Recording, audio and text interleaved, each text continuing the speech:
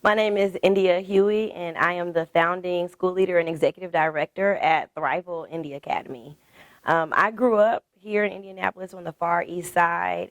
I had various experiences as a student during those times. Some were very positive, and some weren't very positive. And then I went on to Indiana University to study secondary education. After that, I went on to IUPUI, and that's where I earned my master's in educational leadership and with a focus on urban school leadership. And that's when I started learning about that critical race theory and just understanding the different frames and how everything really interplays together.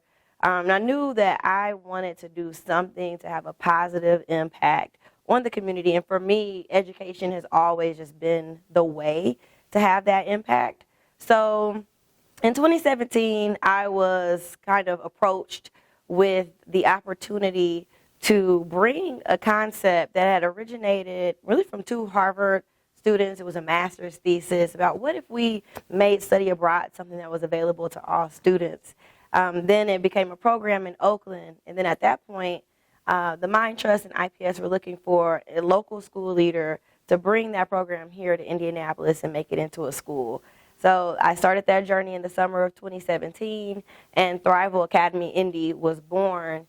And at that time, it was 11th grade only. We ran a pilot at Arsenal Tech, just in the third floor of the Arsenal with our 20 students and 2 teachers. And the second semester, we took our students to Thailand for 3 months. They went through 4 rounds of these immersive projects and these experiences.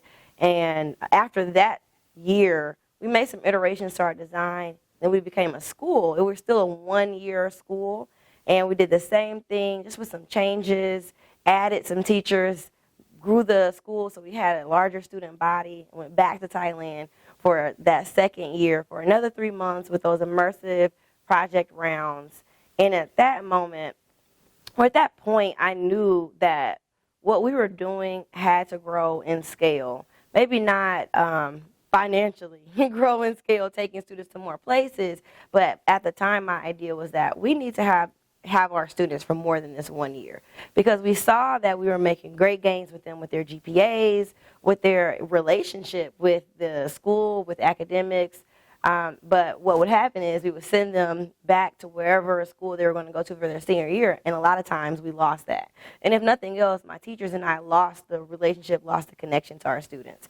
So the IPS board granted me a year last year to just flesh out what this model would be. How can we make it financially sustainable with grades 9 through 12, where we're embedded in what IPS is doing around having these choice high schools that are specialized in certain areas.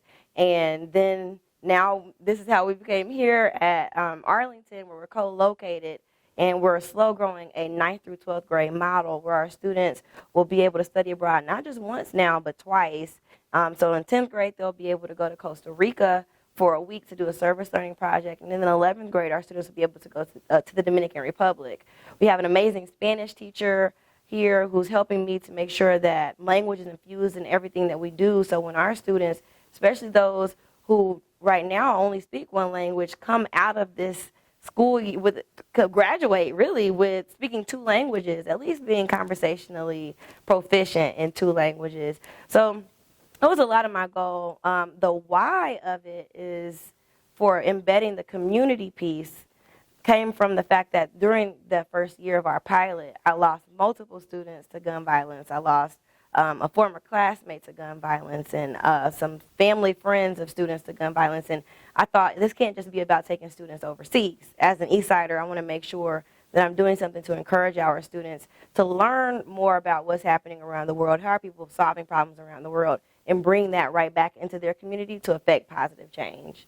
So at this point, we know that with the current pandemic, international travel is something that's not happening right now, but that's okay because we have 9th graders, and our students don't go abroad until 10th grade.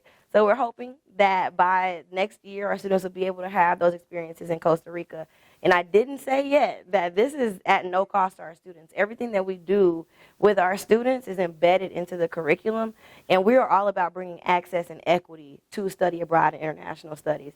So like I said, it doesn't cost them a dime, and we're very responsible with our funds here to make sure that we can help cover those costs. But we're always looking for financial support. If you want to sponsor students in getting their passports, we cover everything from passports to flights to living expenses when we're abroad.